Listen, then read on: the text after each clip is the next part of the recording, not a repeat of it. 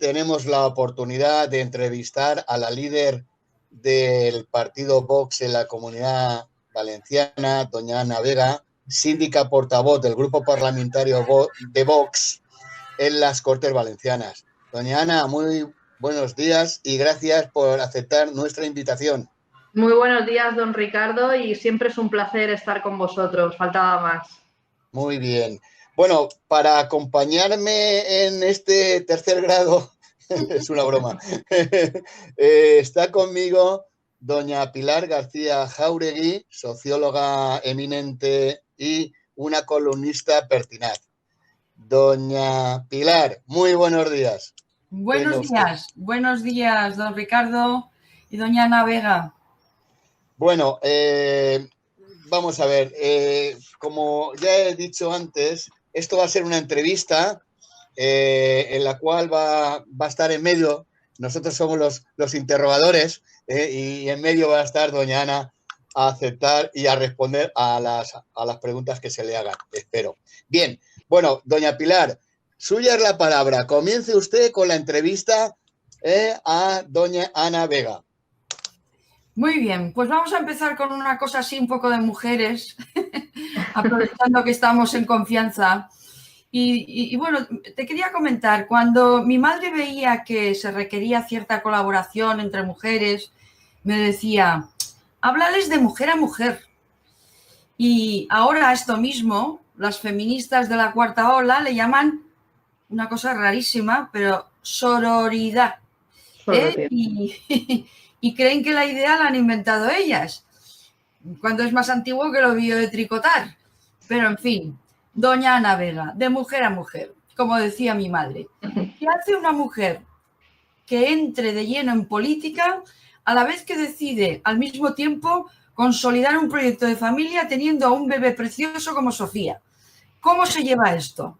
Pues es complicado llevarlo, pero cuando te decides a dar el paso a entrar en política, yo no lo hice sin haberlo meditado antes, porque entré bastante tiempo antes de incluso plantearme tener un bebé, pero llegó un momento en que tuve un punto de inflexión en el que dije que si yo quería formar una familia y educar a mis hijos en los valores y en la cultura en la que yo quería y que fueran libres de verdad, tenía que dejar todas esas conversaciones de barra de bar, ¿no? De cafetería, de hablar con los amigos, de hay que hacer esto, hay que hacer lo otro, y dar un paso y empezar a colaborar activamente en la política. Y evidentemente el único partido que me representaba era Vox, que más que un partido político, siempre lo hemos dicho, es un movimiento ciudadano que surge para defender los derechos y libertades de los españoles. Y bueno, pues me presenté como abogada a ver qué podía hacer en el partido, en qué podía ayudar y colaborar en la provincia de Alicante. Empecé como jurídica y aquí he terminado en las Cortes Valencianas. Ha sido una carrera meteórica, porque a pesar de la sensatez y de la forma tan capaz, la capacidad que tienes de oratoria, por eso te han elevado a la portavocía, eres muy joven. ¿Qué años tienes? Pues cumplí el 1 de mayo, el Día del Trabajador, precisamente 35 años. Fantásticos, 35 años, mejor aprovechados imposible. Sí. Pues una cosa que me intriga también. Mario Ortolà, que es el marido de Ana Vega, es concejal en el Ayuntamiento de Alicante y los dos están en primera línea de la política en Vox. Así que con agendas muy completas. Completísimas. Claro. ¿Quién lleva la casa en una situación así? Pues tengo que decirte que nos apañamos muy bien entre los dos, porque es cierto que yo mínimo paso 3 días en Valencia trabajando, sobre todo cuando hay días de pleno que tienes que estar hasta las tantas de la noche. Nos complementamos muy bien porque nos repartimos las faenas de la casa, nos repartimos el tiempo con la niña y luego, pues gracias a Dios, están nuestras familias que nos ayudan con la pequeña Sofía, ¿no? Pero sí que es cierto que en casa nos ayudamos mucho el uno al otro y nos repartimos las tareas y ya está, no hay ningún problema. Una familia que no tiene los problemas de agenda que le marca el feminismo actual, ¿no? Para nada, para nada. Eso yo lo dejo a un lado. Por eso me autodenomino femidisidente desde el primer momento y lucho con todas esas, lo voy a decir así de claro, doña Pilar, discúlpeme, pero contra todas esas estupideces de estas feminazis que pretenden decirnos cómo tenemos que ser mujeres, cómo tenemos que ser madres, cómo tenemos que ser profesionales. Pues bueno, yo soy abogada de profesión, mamá de Sofía, esposa de Mario Ortolá, llevo mi casa, llevo adelante la portavocía en las Cortes Valencianas y llevo además el partido en la provincia de Alicante. Así que estas señoras no van a venir a decirme a mí cómo tengo que ser mujer, desde luego. Sobre todo cuando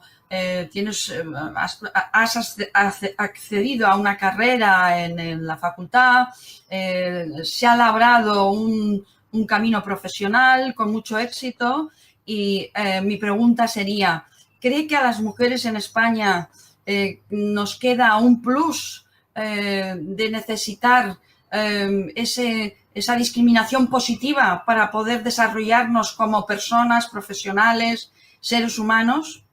Yo creo que no, y esto yo lo opino porque hablo precisamente con mi madre y con mi suegra, que son de otra generación. Mi madre es licenciada en medicina, es médico de atención primaria y decidió estudiar una carrera y así pudo hacerlo. Tiene ahora 64 años y mi suegra, que tiene ahora 67, pues decidió trabajar en su casa, cuidar a su familia y luego emprender en un negocio cuando sus hijos fueron mayores, con lo cual eso demuestra que ni antes ni mucho menos ahora necesitamos de unas cuotas y que nos traten como a inútiles para acceder a un puesto de trabajo de responsabilidad o al que nosotros queramos. Yo decidí estudiar Derecho, terminé mi carrera, entré a trabajar en un despacho.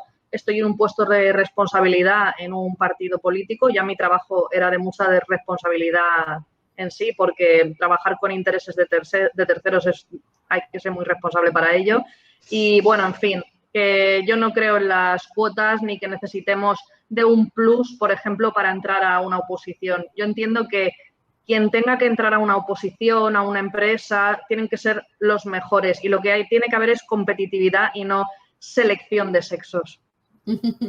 Muy bien, doña Ana.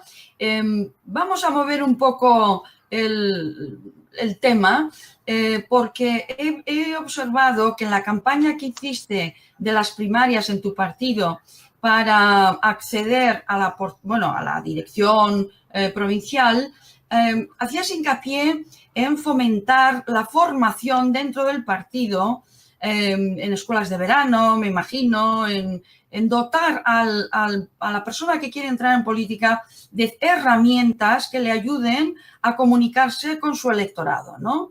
Y ahora mismo hay una polémica entre si un político ha de apostar por la autenticidad y la espontaneidad como Ayuso y Almeida en Madrid, o ha de hablar solo como ha aprendido en las escuelas de verano en los partidos.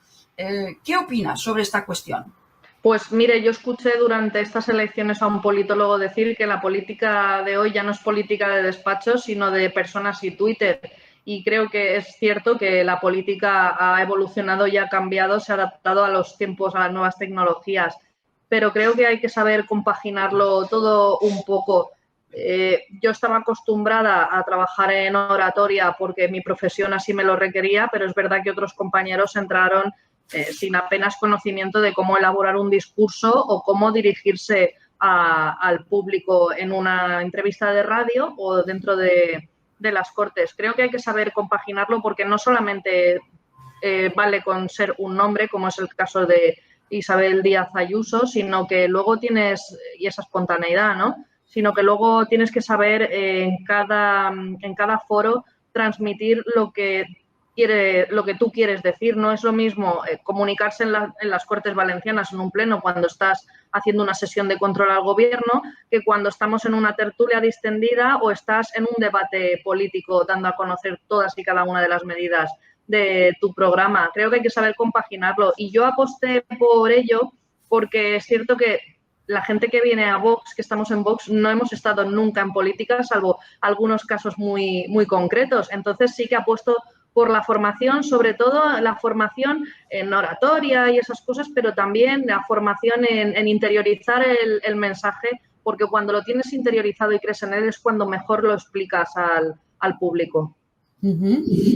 Pues esto yo creo que encaja muy bien con el interés que tienen, que he notado en muchos jóvenes, de dar un paso adelante y entrar en política, porque hasta hace 10 años, usted sería muy joven todavía, se hablaba y se echaba en cara a los jóvenes, a la juventud, de un cierto pasotismo, de no quererse implicar en política, ¿no? Yo creo que desde el movimiento 15M, desde que entraron los podemitas que se hicieron con el movimiento, cuando originariamente era un movimiento transversal que acaparaba diferentes o aglutinaba diferentes sensibilidades políticas, pero bueno, ellos lo manipularon y se hicieron con ese movimiento, pero ha permanecido esa sensación de que el joven quiere involucrarse en política. Así que, ¿qué les diría? ¿Qué les diría a los jóvenes interesados en política? ¿Por dónde empiezas exactamente si deseas comenzar una carrera en política? Pues mire, precisamente ayer estábamos en Elche, celebramos el Día de la Familia con la lectura de un manifiesto y se me acercó un chico de 16 años que estaba estudiando una formación profesional y me preguntó exactamente lo mismo.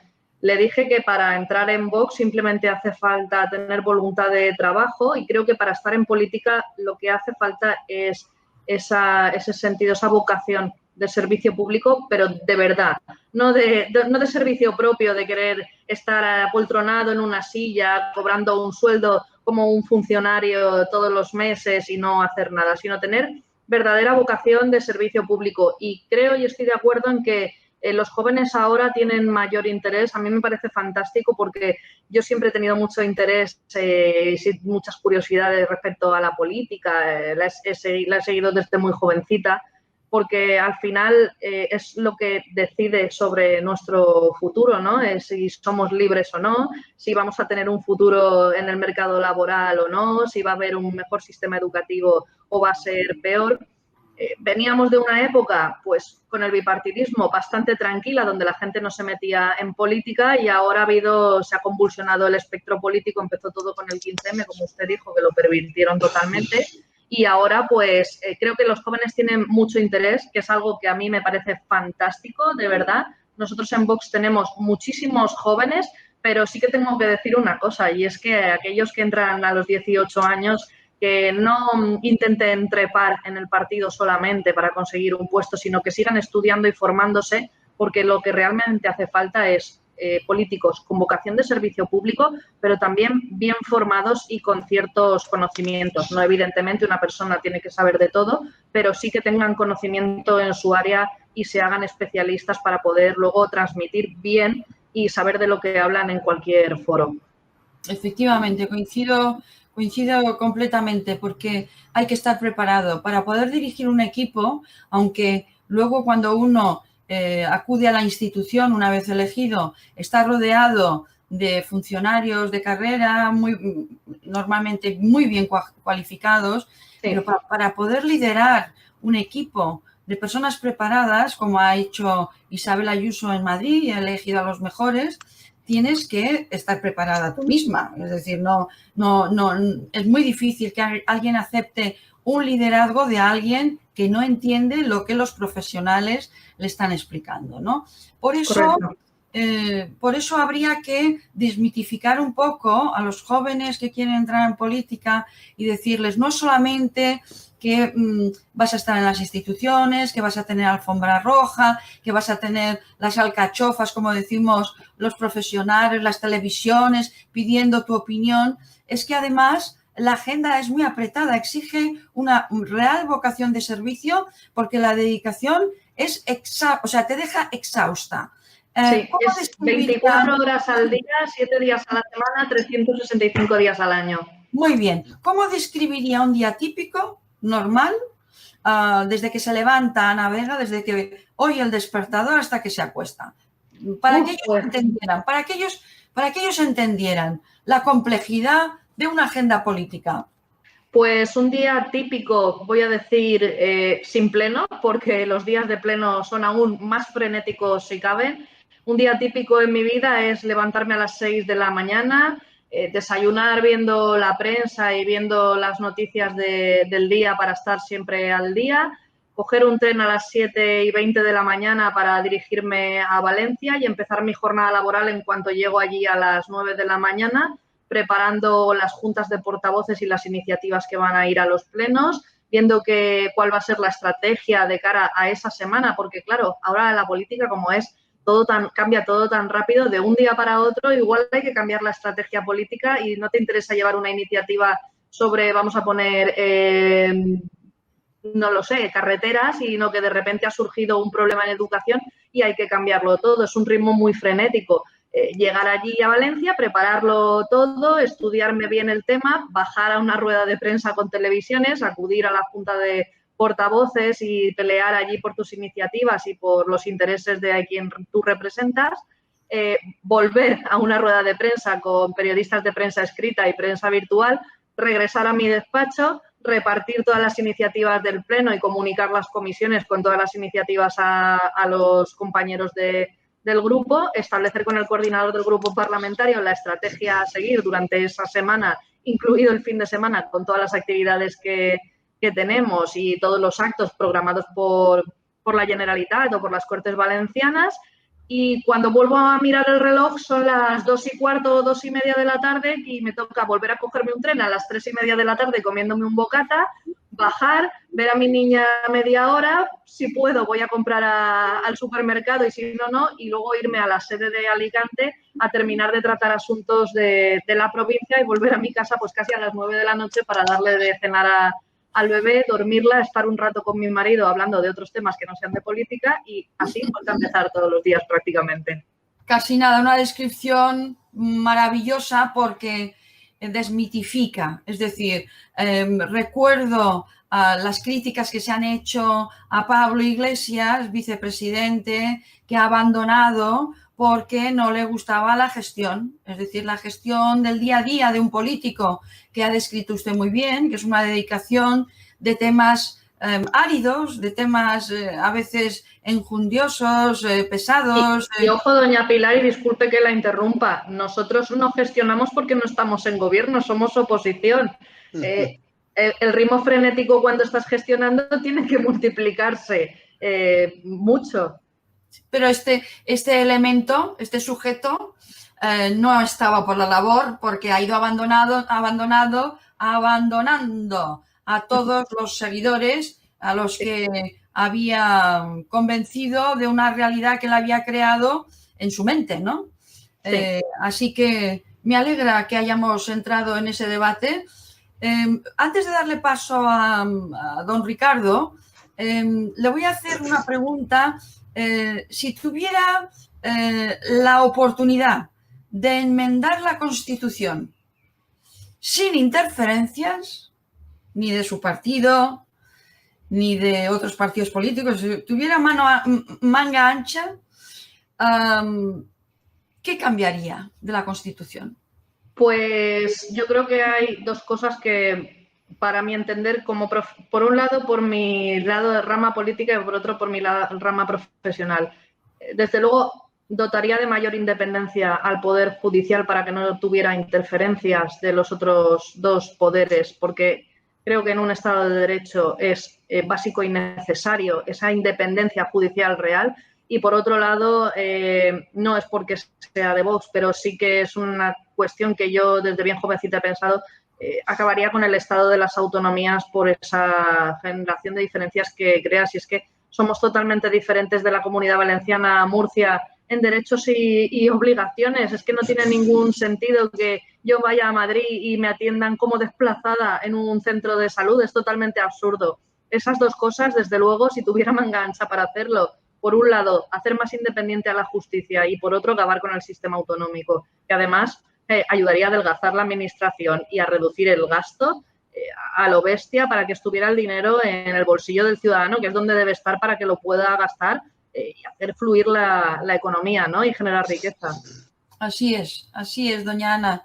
Don Ricardo, ¿quiere que siga preguntando? Yo tengo muchas preguntas para doña Ana. Ya, no, bueno, no seré yo el censor en este caso, pero Bueno, lo que sí ha quedado claro es que en el día a día doña Ana no tiene tiempo para ver una serie televisiva. Tendría que preguntarle a Pablo Iglesias cuál es el secreto. Madre mía, si es que ni siquiera en pandemia me daba mucho tiempo a ver series y eso sí que tenía algo más de tiempo porque apenas dormía por la noche, ¿no? Y estaba más pendiente del embarazo que de otra cosa. Pero ver una serie es que cuando mi marido y yo nos tumbamos en la cama ponemos el primer capítulo y nos hemos quedado dormidos a los 3 minutos. Entonces es imposible. Bueno, doña Pilar, le concedo las 2 últimas preguntas. Muy bien. ¿Cuál es su idea del escenario político en España tras la victoria de Ayuso? ¿Cree que concederá a Vox la presidencia de la Comunidad de Madrid, como están reclamando? Yo creo que haría bien en cederle la presidencia de la comunidad a Vox. Rocío Monasterio ya ha dicho claramente que no va a ser un obstáculo para el gobierno de Díaz Ayuso y creo que Vox tiene mucho que aportar y que mejorar del Partido Popular. No en vano somos aquellas personas en su mayoría desencantadas de un PP que ha abandonado y traicionado a su electorado, sus postulados y sus ideales. Y creo que Rocío Monasterio y el equipo que tiene detrás, que es un equipo, tengo que decir, fantástico, conozco a muchísimos de ellos, son auténticos profesionales y muy trabajadores, aportarían muchísimo, muchísimo a mejorar las vidas de los madrileños. Y eso, pues, yo creo que sería extrapolable si hubieran gobiernos, evidentemente. Nuestra intención, yo lo he dicho siempre, somos un partido con vocación de gobierno y no de ser muleta de ningún partido. Lo ideal para nosotros sería gobernar en solitario, pero visto el fraccionamiento que hay ahora mismo de la política, pues hay que ser realistas también. Si eso se trasladara a la Comunidad Valenciana, pues nosotros podríamos aportar muchísimo, muchísimo contra ese PP cobarde de estos últimos años que ha permitido, por ejemplo, la inmersión lingüística en la Comunidad Valenciana. Muy bien, es un tema importante, el tema de la Comunidad Valenciana. Isabel Bunich peleó esta cuestión con mucho tesón, interpuso muchas denuncias y demandas, algunas de ellas las ganó, pero la situación política del Botánic pues, no hizo prosperar los cambios que se deseaban. Yo creo que es un ejemplo a seguir, aunque ahora la hayan apartado de la política. Su sustituto, Carlos Manzón, espero que tome el testigo, pero la verdad es que yo tengo mucha más confianza en usted y en Vox, en que este tema, esta causa importante de que nuestros hijos puedan estudiar en cualquier comunidad, en cualquier población española, en su idioma oficial, en el idioma oficial del país y en su lengua materna, que es la que las comunidades autónomas reclaman para el idioma local y que no les conceden el mismo privilegio a los que no son valenciano parlantes, ¿no? Así que luego hablaremos también de esto, pero hablando de Carlos Manzón, parece ser que el PP confía mucho en él porque ha sido presidente de la Diputación. Como sabemos, las diputaciones tienen muchísimo contacto con los pueblos, saben de sus necesidades y me gustaría preguntarle, ¿cómo ayudar a Vox a los pequeños pueblos para evitar el éxodo a las ciudades e invertir la tendencia a que se queden vacíos? Pues, en primer lugar, lo primero que hay que fomentar para que no haya despoblación es la natalidad. Nosotros tenemos unas políticas muy claras para fomentar la natalidad, para ayudas a las familias para que tengan niños y, en segundo lugar, hacer atractivas esas zonas fiscalmente, económicamente, bonificando a las empresas que quieran afincarse en esas zonas despobladas para asentar sus sedes y sus empresas, para así ayudar a que esas zonas sean repobladas. Hacer infraestructuras en esas zonas está muy bien, pero hacer infraestructuras sin tener población y sin tener relevo generacional, pues evidentemente no sirve de nada.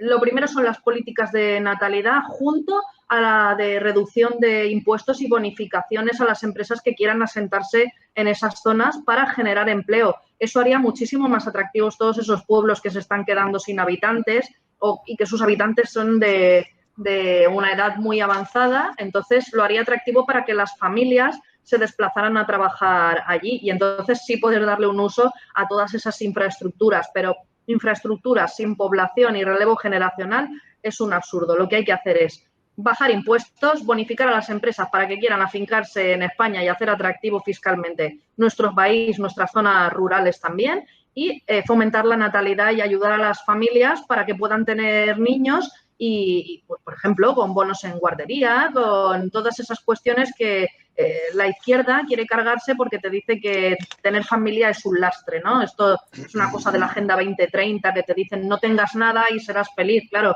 no tengas niños y podrás viajar, no tengas familia y no tendrás a quien estar atados, pues todo eso. Don Ricardo, seguro que tiene preguntas usted, ¿verdad? Sí. Bueno, yo ahora voy a ir al terreno de lo concreto. Bueno, perdón, no de lo concreto, sino del terreno de lo árido. Y digo lo árido porque aquí hay que mojarse para no... el poli bueno y el poli malo, ¿verdad? El poli bueno y el poli malo. Bueno, yo no voy a hacerle el poli malo tampoco. Yo lo que pretendo es que doña Ana nos dé la versión no, la política a seguir en materias, por ejemplo, así se me ocurre, así de entrada. ¿Qué piensa Vox en el tema de la educación? Y sobre todo, y un poquito más allá, ¿qué le parece a usted si el bono escolar, algo que muchos liberales todavía cuando lo oímos se nos pone la piel de gallina y no hay ningún partido que lo reivindique? ¿Es posible que Vox reivindique el bono escolar? Así como, obviamente, y estar en contra del plurilingüismo. A ver, doña Ana, díganos. Sí, claro, nosotros llevamos en nuestro programa el cheque escolar para que sean los padres los que elijan libremente y no sean las instituciones las que te digan a qué colegio puede ir tu hijo y a qué colegio no. Y es que el cheque escolar tiene muchas cosas buenas. En primer lugar, que los padres tienen esa libertad real de elegir la educación que quieren para sus hijos para llevarlos a un colegio público, a uno privado, a uno concertado, ¿no? Porque lo que se pretende con esto es que al inicio del curso se le dé un cheque a los padres por el valor de lo que cuesta la educación de su hijo en la escuela pública y que ellos libremente puedan llevarlo al colegio que les dé la gana. Ya digo, no al que le mande, en este caso la Comunidad Valenciana, no donde Marza te diga, donde Compromís te diga. Luego tiene otra, esto ya lo están practicando en Suecia, ¿eh? Aquí está todo inventado y no es ninguna locura y en Suecia funciona. Luego tiene otra cosa y es que el cheque escolar promueve la competencia entre centros y entonces a lo que lleva es a que los centros busquen la excelencia, busquen mejorar en digitalizarse, en evolucionar y en tener evidentemente a los mejores docentes con ellos, porque entonces cuanto mejor sea la educación que des tú en tu centro, más padres querrán llevar a sus hijos allí. Y luego tiene otra cosa de la que los progres hablan mucho, ¿no? Que es esa diferencia entre las familias ricas, que ellos dicen, y las pobres. Pues vamos a ver, las familias con menores recursos, al tener ese bono, al empezar el curso, podrían optar perfectamente a llevar a su hijo a un colegio donde hubiera niños de familias con más recursos, con lo cual sí que habría de todo en las aulas y no pasaría, como viene pasando en algunos colegios, que se convierte en zonas marginales, van solamente niños de clase media-baja, a otros colegios que solamente clase media y a otro colegio solamente niños de familias de clase alta. Aquí, evidentemente, haríamos lo que la izquierda pretende, pero que ellos dicen de boquilla y no quieren. Ellos solamente quieren tener un modelo de educación que es el adoctrinamiento puro y duro, ya lo dicen ellos, ¿no? Los niños son del Estado, que no son de los padres, y nosotros lo que pretendemos es que los padres realmente tengan libertad para elegir el centro docente y también, como ha dicho usted, don Ricardo, para que puedan elegir la educación y la lengua en la que quieren que estudien sus hijos. Creo que no es tan difícil de comprender que una familia quiera que su hijo estudie el español y en español. Y ya no voy a hablar solamente de zonas de la Vega Baja, porque lo estamos viendo también en Castellón y en zonas de Valencia, donde se está reivindicando ese derecho. Es que hay colegios en los que ya no se estudia en español, es todo el 100% valenciano, pero realmente tampoco es valenciano, porque lo que hay que decir es que ellos, esa normalización lingüística es el catalán traído a la comunidad valenciana, con lo cual nuestra identidad propia y nuestra cultura también hacen que la perdamos totalmente, para imponernos el catalán y hacer esa suerte de países catalans y esos países imaginarios que ellos tienen, donde engloban ya hasta ciertas zonas de Murcia, esa locura que tienen. Entonces, nuestra pretensión es que los padres puedan elegir si su hijo quiere estudiar. Si los padres quieren que su hijo estudie en valenciano, pues muy bien. Oiga, hay colegios donde toda la vida del señor ha habido línea en valenciano, los niños han estudiado la línea en valenciano y aquí nos hemos llevado todos perfectamente en paz y armonía. Ellos han roto esa paz y esa armonía porque además han puesto en los colegios auténticos comisarios políticos y ya los vienen poniendo en las instituciones desde hace mucho tiempo. Entonces, el colegio que decide tener más valenciano es un buen colegio, con lo cual tendrá más subvenciones y más ayuda de la administración, y el colegio que elija un nivel de valenciano menor, pues será señalado y estará en su lista negra para no recibir nunca nada o para amedrentarlos más y obligarlos a llegar a ese nivel de valenciano. Nosotros, en nuestro programa desde Vox, lo que llevamos es libertad. Libertad, que es lo que tienen que tener los ciudadanos para decidir y que no decidan las administraciones por ti. Muy bien. Otro tema a tratar, importantísimo en la Comunidad Valenciana, que se llama el agua. El agua. ¿Qué hacemos con el agua? El agua que nos falta y que nos niegan otras comunidades. Qué necesaria el agua, y hemos estado precisamente ayer, este fin de semana estuvimos con los regantes y agricultores de la zona. Yo estuve en una manifestación en Elche y otros compañeros estuvieron en la zona de Orihuela, pero se hicieron también en Murcia y Almería porque los están ahogando y no precisamente con agua. El trasvase Tajo-Segura es necesario para que nuestra huerta pueda seguir viviendo y no nos sequemos. Y es que es algo tan sencillo como que hay un principio que es el principio de solidaridad, ¿no? Nosotros, la pretensión de Vox es llegar al gobierno para elaborar un plan hidrológico nacional solidario y que las cuencas que tienen excedentes manden agua a las cuencas que son deficitarias, porque estamos viendo constantemente que hay zonas donde cuando hay lluvias se desbordan los ríos y toda ese agua se pierde, y sin embargo tú ahora te vas a zonas del sur de Alicante, Murcia y Almería y están totalmente secas, es tierra árida, no puede haber esa diferencia y esa descompensación, pero es que esto es consecuencia del fracaso también del Estado de las autonomías, ¿no? Es decir, no, yo no te mando agua del Ebro porque es mi agua, no. El agua es de todos los españoles y estamos en un sistema de solidaridad donde nosotros nos estamos secando y merecemos recibir ese agua, porque luego viene otro problema y es que dicen, bueno, pues construyan ustedes desaladoras ya, pero es que las desaladoras tienen sus pros y sus contras, están bien para complementar los trasvases, pero el agua se convierte en muchísimo más cara y produce esa salmuera que es contaminante también y que no saben qué hacer con ella porque tienen demasiado. Entonces, nosotros lo que planteamos es un plan hidrológico, ya lo he dicho, cuencas con excedentes a cuencas deficitarias y repartir el agua equitativamente entre todos los españoles para que podamos seguir siendo una nación próspera. Bueno, ya lo traigo a colación, don Ricardo, y ya se lo digo. Y luego promocionar nuestros productos en el interior y en el exterior en vez de exportar de terceros países productos de menor calidad, por supuesto. Muy bien. Otro tema importante que es la cohesión territorial. La Comunidad Valenciana, pues desgraciadamente dependemos, los alicantinos estamos desamparados. No tenemos ninguna institución dentro de la comunidad que esté ubicada en la provincia o en Alicante. La verdad es que todo para Valencia y nada para Alicante, ya no hablo de Castellón, pues me parece un agravio muy feo. Entonces, ¿qué posición tiene Vox si llegado el momento llega al gobierno de la Comunidad Valenciana sobre este tema?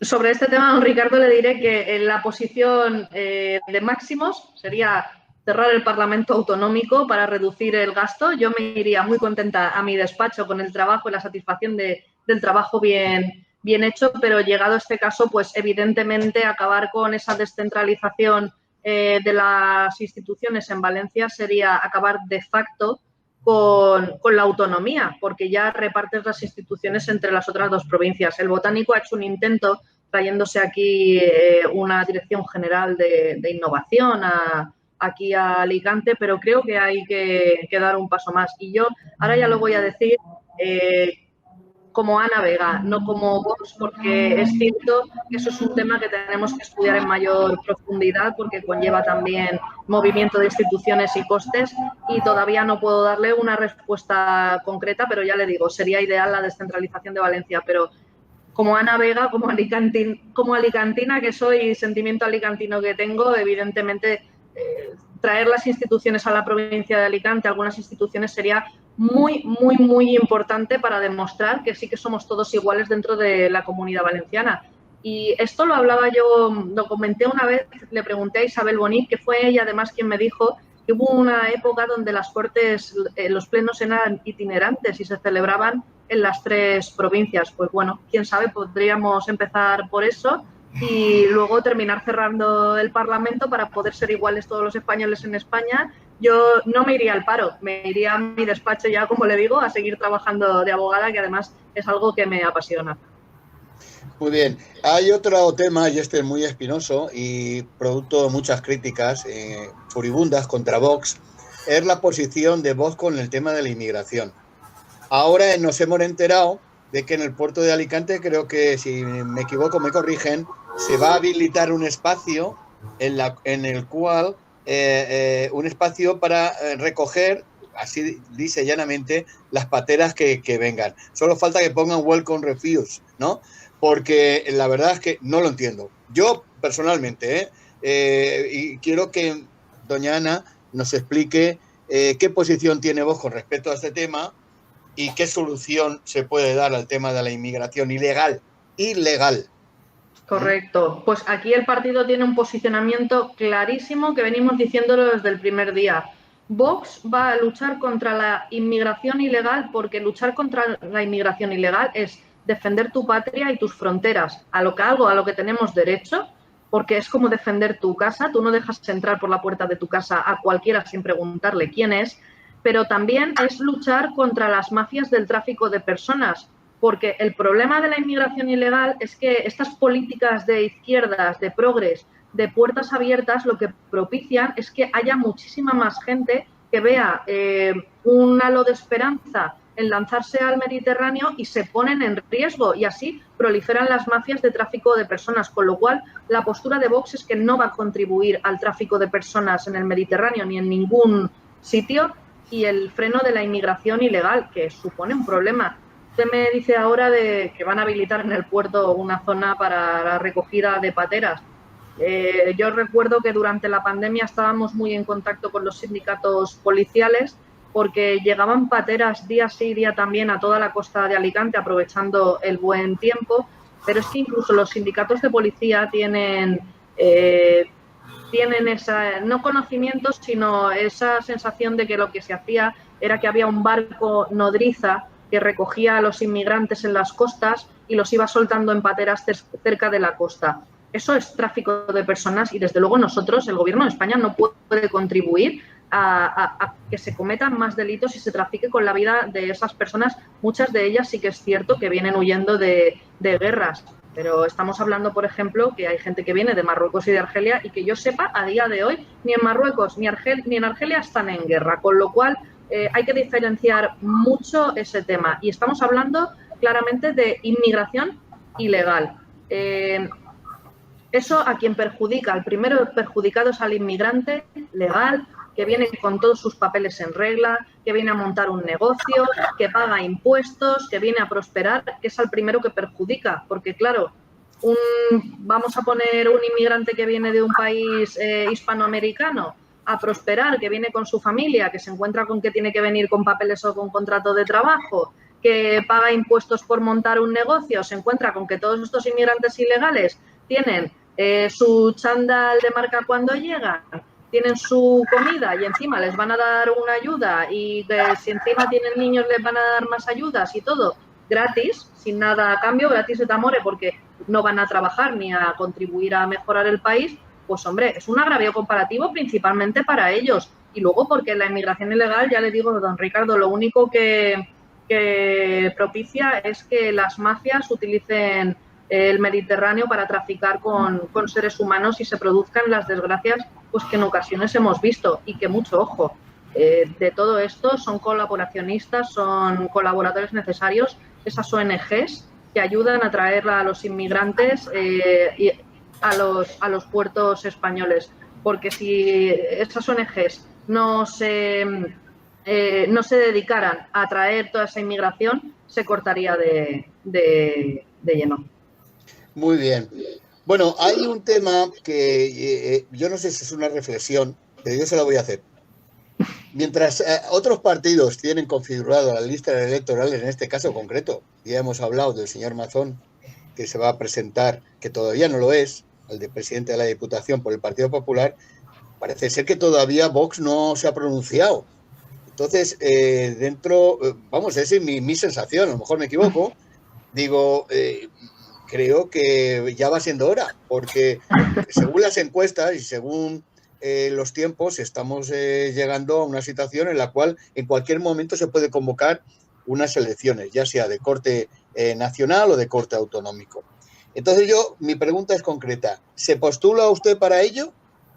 Pues, y a Vox le preguntaría, ¿hasta cuándo vamos a esperar los ciudadanos a conocer el candidato o la candidata? Pues mire, yo voy a ser muy clara. Yo estaré donde y cuando mi partido me pida que yo esté, porque es lo que vengo haciendo hasta ahora y estoy al servicio de mi partido como instrumento para mejorar la vida del ciudadano.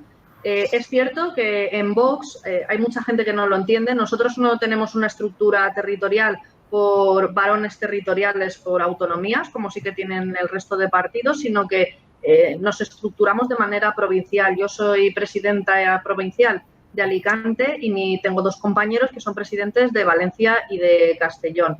A fecha de hoy no tenemos un candidato porque esa decisión corresponde a nuestro Comité Ejecutivo Nacional, que está encabezado por nuestro presidente Santiago Abascal, y será el Comité Ejecutivo Nacional cuando decidan ellos en su tiempo quién será el candidato.